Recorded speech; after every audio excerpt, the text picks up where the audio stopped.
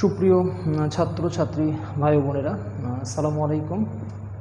সবাইকে স্বাগত জানাচ্ছি জামিনুরস বায়োলজি টিউটোরিয়ালে। আমরা আজকে সেল সম্বন্ধে একটু আলোচনা করব। আমরা সেলের সংজ্ঞা নিয়ে একটু কথা বলবো। পৃথিবীতে সেলের সংজ্ঞাগুলো বিভিন্ন সময়ে সায়েন্টিস্টরা বিভিন্নভাবে দিয়েছেন, তবে সব থেকে বেশি গ্রহণযোগ্য সংজ্ঞাটা হচ্ছে sell is the structural and functional unit of an organism। তো এখানে বলা হচ্ছে যে জীবের জন্য গঠন এবং কাজের একককে বলা হয় কোষ। এখন আমরা অনেক স্টুডেন্টরাই এই গঠন এবং কাজের এককটা বুঝতে পারি না, বা এখানে আমাদের বুঝতে একটু সমস্যা হয়। গঠন এবং কাজ বলতে আমরা যেটা বুঝি, তো অ্যাট ফার্স্ট আমি গঠন নিয়ে কথা বলছি, তারপর আমরা কাজে যাব। তো গঠন বলতে যেটা বোঝানো হচ্ছে যে সেলটি মানে জীবটা কী দিয়ে তৈরি। এটা এককোষী জীব হতে পারে, বহুকোষী জীব হতে পারে। এককোষী জীব একটা মাত্র সেল দিয়েই তৈরি, আর যেগুলো বহুকোষী জীব সেগুলোতে অনেকগুলো সেল থাকে। বাট রিমেম্বার, প্রত্যেকটি বহুকোষী জীবেরও কিন্তু জীবন শুরু হয় একটা মাত্র সেল থেকে, এবং ওই সেলটাই বারবার মাইটোসিসের মাধ্যমে অনেকগুলো সেল তৈরি করে। তখন ওই অনেকগুলো সেলের পিণ্ডটাকে বা ওই অনেকগুলো সেলের সমন্বিত স্থানটাকে আমরা জীবদেহ বলি বা অর্গানিজম বলি। যেমন আমি জামিনুর স্যার অসংখ্য সেল দিয়ে তৈরি, সব সেলগুলো আমার মধ্যে আছে, এবং এই সেলগুলোকে তখন আমি বলছি অর্গানিজম।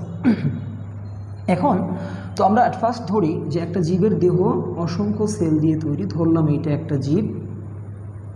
এই জীবের উৎপত্তিতে শুরুতে ছিল একটা কোষ, সেইটা মাইটোসিস করতেছে।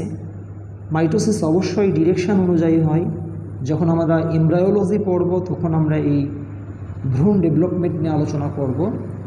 এই সেলগুলোর ভেতরে আগে থেকেই একটা প্রোগ্রাম সেট করা থাকে।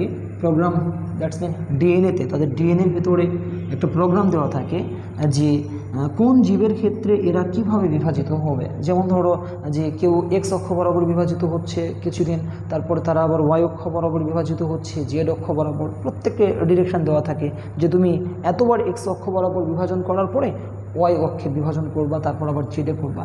এভাবে যখন বিভাজন করে তখন সেলগুলোতে একটা আমরা এই সেলের যে গুচ্ছ বলছি, যেটা অর্গানিজম বলছি, এই অর্গানিজমের মধ্যে একটা স্ট্রাকচার দ্বারায় সুনিপুণ একটা গঠন দাঁড় করায়।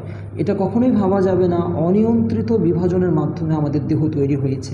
এটা সবসময় মাথায় রাখতে হবে, অতি সুনিপুণভাবে বিভাজনের মাধ্যমে আমরা আমাদের এই জীবদেহটা তৈরি করতে পারছি।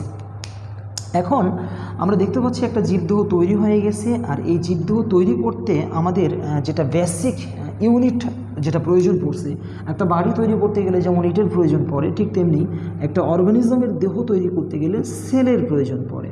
ওকে, এগুলো হচ্ছে সবগুলোই সেল, এগুলো দিয়ে জীবটা তৈরি। তাহলে আমরা বুঝতে পারতেছি যে জীবের গঠনগত এককটাকে বলা হচ্ছে কোষ। বারবার দেখো, যেখানেই তুমি হাত দাও সেখানেই তুমি এই বস্তুগুলোকে পাচ্ছ। একটা বিল্ডিংয়ের যেখানেই হাত দেওয়া যায় সেখানেই ইট পাওয়া যায়, আমরা এই জন্য ইটটাকে একক বলছি। ঠিক তেমনি একটা দেহের যেখানেই তুমি হাত দাও না কেন সেখানে তুমি কিছু ইউনিট পাবা, এই গোল গোল ইউনিট, এইটাকে আমরা সেল হিসেবে বলছি। এখন প্রশ্ন হচ্ছে যে তুমি হয়তো বলতে পারো যে স্যার, দুইটা সেলের মাঝখানে যে ফাঁকা জায়গাগুলো আছে, এই ফাঁকা জায়গাগুলোতে কি থাকে? ইয়েস, এই ফাঁকা জায়গাগুলোতে থাকে কিছু রস। এই রসটাকে আমরা বলি টিস্যু রস বা interstitial fluid. Remember, the gap between two cells having some fluid, this fluid called interstitial fluid। আর এই ইন্টারস্টিশিয়াল ফ্লুইড যে গ্যাপটার ভেতরে অবস্থান করে সেটাকে বলা হয় ইন্টারস্টিশিয়াল স্পেস। বুঝতে হবে, the gap between two cells called interstitial space, the gap between two cells having some fluid, this fluid called interstitial fluid। তাহলে তুমি হয়তো বলতে পারো যে স্যার, আমাদের তো শরীর তাহলে ইন্টারস্টিশিয়াল ফ্লুইড দিয়েও তৈরি, তাহলে এটাকে আমরা সেল হিসেবে কেন বিবেচনায় আনতেছি না? আমরা কেন এইটাকে একক বলছি? আমি তো ফ্লুইডকেও একক বলতে পারতাম। ওখানে পানি আছে H2, ওটাকে আমি একক বলতে পারি। ওখানে গ্লুকোজ আছে C6H12O6, ওটাকে আমি একক বলতে পারি। ওখানে অক্সিজেন আছে, কার্বন ডাইঅক্সাইড আছে, এগুলোকে আমি একক বলতে পারি। ইন্টারস্টিশিয়াল ফ্লুইডে এই উপাদানগুলো থাকে। কিন্তু এগুলোকে আমরা কেন বলছি না? কারণ এই উপাদানগুলো স্বপ্রজননক্ষম নয়। এই উপাদানগুলো তখনই সমৃদ্ধ হয় যখন আমি সেটাকে বাহির থেকে সাপ্লাই করতে পারি। আমি যদি পানি খাই, আমার ইন্টারস্টিশিয়াল ফ্লুইডে পানি আসবে। আমি যদি বাহির থেকে খাদ্য খাই, শর্করা জাতীয় খাদ্য খাই, তাহলে আমার ইন্টারস্টিশিয়াল ফ্লুইডে গ্লুকোজ আসবে। আমি যদি প্রোটিন খাই, অ্যামাইনো অ্যাসিড আসবে। আমি যদি অক্সিজেন নিই, তাহলে অক্সিজেন আসবে। তাহলে এই ইন্টারস্টিশিয়াল ফ্লুইডে থাকা উপাদানগুলো এটা স্বপ্রজননক্ষম নয়, এরা নিজেই নিজেকে সংখ্যাবৃদ্ধি করাইতে পারে না, এগুলোকে বাহির থেকে দিতে হয়। তাহলে সেলের আরেকটা ক্যারেক্টার আমরা পেলাম যে not only structural, not only functional, but also self reproduction power থাকতে হবে তাদেরকে, নিজেই তারা নিজেদেরকে সংখ্যা বৃদ্ধি করাইতে পারবে। এইরকম 3টা ক্রাইটেরিয়া যদি ফুলফিল করতে পারে, আমি ওই বিষয়টাকে একটা সেল হিসেবে আখ্যায়িত দিতে পারবো। ফার্স্ট ক্রাইটেরিয়া হচ্ছে যে জীবটা ওইটা দিয়ে গঠিত হতে হবে। সেকেন্ড ক্রাইটেরিয়াটা হচ্ছে যে ওইটার একটা প্রজনন ক্ষমতা থাকতে হবে। প্রজনন ক্ষমতাটা একটু বুঝিয়ে বলি। যেমন ধরো এই সেলটার বয়স আজকে, লোহিত রক্তকণিকার কথাই বলি, 120 দিন এটার বয়স হয়ে গেছে, এই সেলটা মারা গেল। ওকে, ভালো কথা, মারা গেল। কালকে এই সেলটার বয়স হয়ে গেছে, এই সেলটাও মারা গেল। পরের দিন এই সেলটার বয়স হয়ে গেছে, এই সেলটাও মারা গেল। তাহলে তুমি দেখো তোমার স্ট্রাকচার কিন্তু ভেঙে পড়ছে।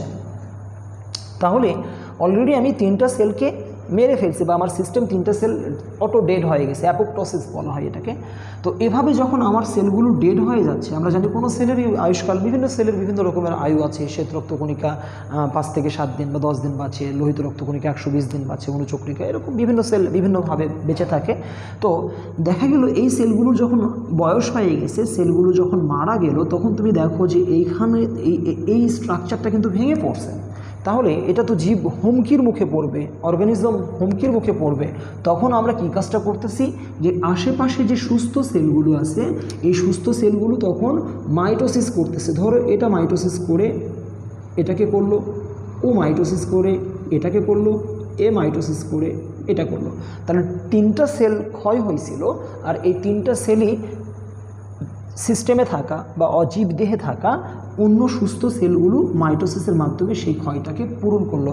আমরা এটাকে বলি সেলফ রিপ্রোডাক্টিভ পাওয়ার, যেটাকে বলা হয় স্বপ্রজনন ক্ষম।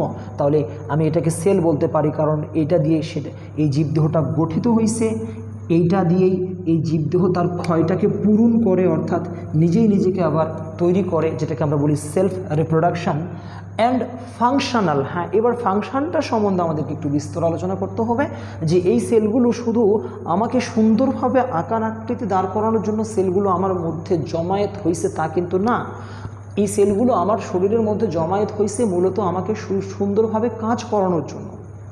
রিমেম্বার, আমাদেরকে অনেক কিউট লাগবে দেখতে, আমাদেরকে অনেক স্মার্ট লাগবে দেখতে, এই জন্য সেলগুলো বিন্যস্ত হয়েছে। It's not truth. আমাদের দেহের ভেতরে সেলগুলো বিন্যস্ত হয়েছে আমাদেরকে প্রপার ওয়েতে কাজ করানোর জন্য। ওকে, তো যখন এই সেলগুলো প্রপার ওয়েতে বিন্যস্ত হয়ে একটা জীবের স্ট্রাকচার দাঁড় করাইছে, তখন তোমাকে মনে রাখতে হবে যে এই সেলগুলো যে যার জায়গা থেকে নিজের মতো করে কাজ করে যাচ্ছে। এখন চলো আমরা কাজগুলো কিভাবে করি। আমরা দেখতে পাচ্ছি এখানে কিছু ব্রেন সেল আছে। মস্তিষ্কে ব্রেন সেল বলতে আমরা যেটাকে স্নায়ুকোষ বলি, নিউরন আছে। তো আমরা জানি নিউরনের কাজগুলো কি, তারা চিন্তা করবে, তারা অ্যাকশানে যাবে, তারা ডিসিশন গ্রহণ করবে, তারা পরিবেশ থেকে উদ্দীপনা গ্রহণ করবে, ইত্যাদি ইত্যাদি।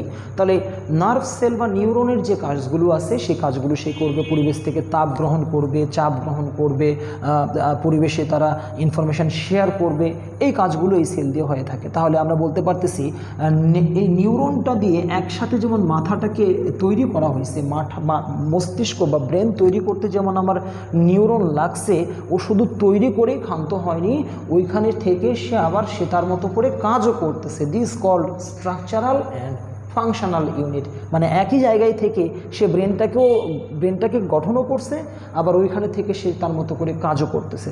চলো আমরা আমাদের এই গ্রীবাদেশীয় অঞ্চলেও কিছু সেল দেখতে পাচ্ছি। এখানেও বিভিন্ন রকমের সেল থাকে। এই সেলগুলো দিয়ে আমরা আমাদের ঘাড়গুলোকে এদিকে বাঁকা করতে পারি, এদিকে বাঁকা করতে পারি। আমাদের এদিকের কোষগুলো যখন সংকুচিত হচ্ছে, পেশি কোষ, আমি এদিকে বাঁকা করতে পারতেছি। এদিকের পেশি কোষগুলো সংকুচিত হলে এদিকে বাঁকা করতে পারতেছি। আমি আমার ঘাড়টাকে বিভিন্ন দিকে সঞ্চালন করতে পারতেছি।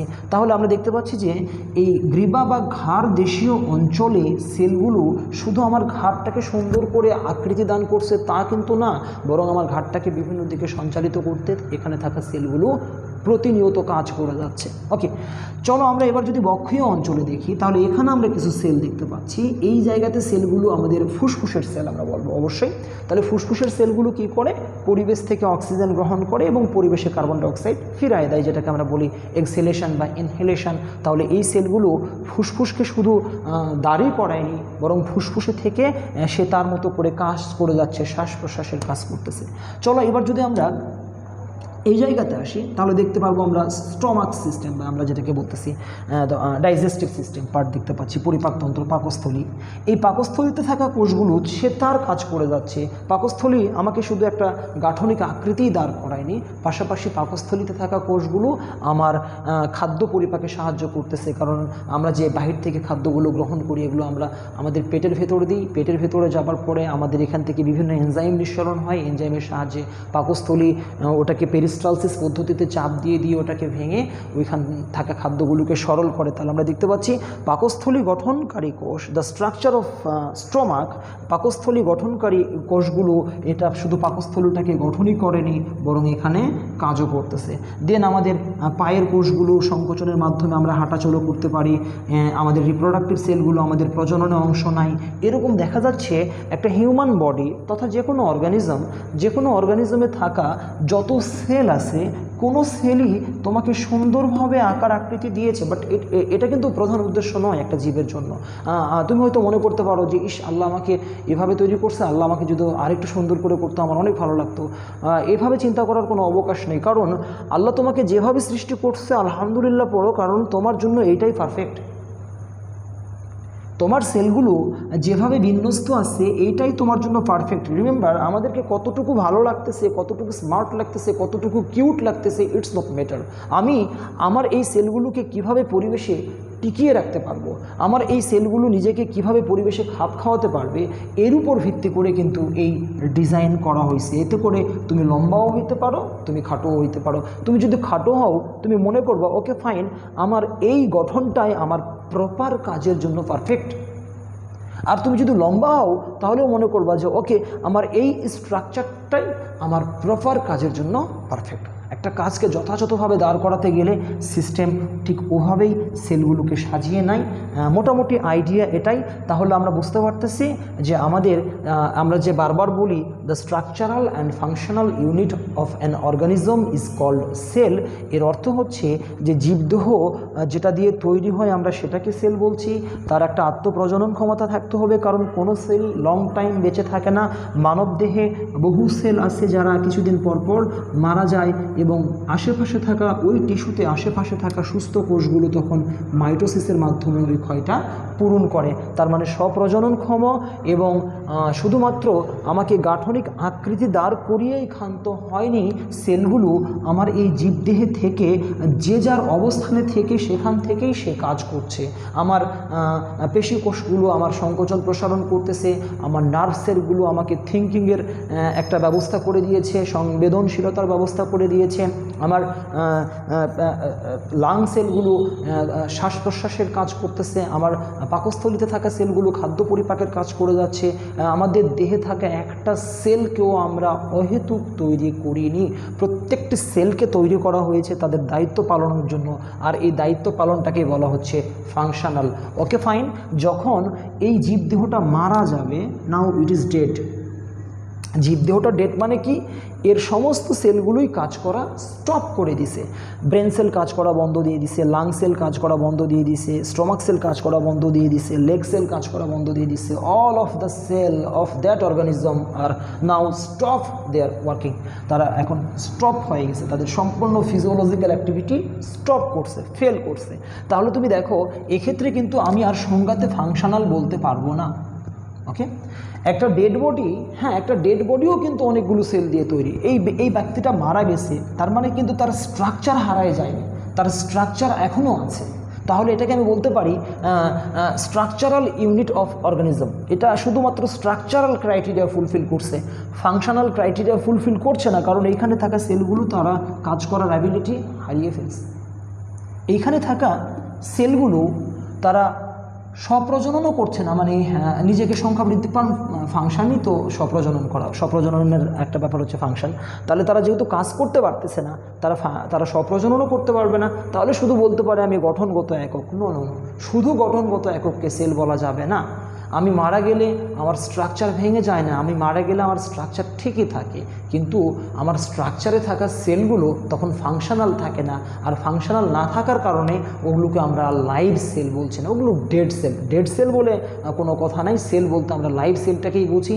তাহলে বিষয়টা হচ্ছে যে কোনো একটা জীবদেহে থাকা কতগুলো ক্ষুদ্র ক্ষুদ্র ইউনিট, যারা ওই জীবদেহটাকে গঠনগত একটা আকৃতি প্রদান করছে, যারা ওই জীবদেহে থেকে বিভিন্নভাবে যে যার মতো করে দায়িত্ব পালন করে যাচ্ছে, মৃত্যু পর্যন্ত তারা তাদের দায়িত্বগুলো পালন করে যাচ্ছে, কাজ করে যাচ্ছে, এই জন্য বলা হচ্ছে স্ট্রাকচারাল অ্যান্ড ফাংশনাল ইউনিট।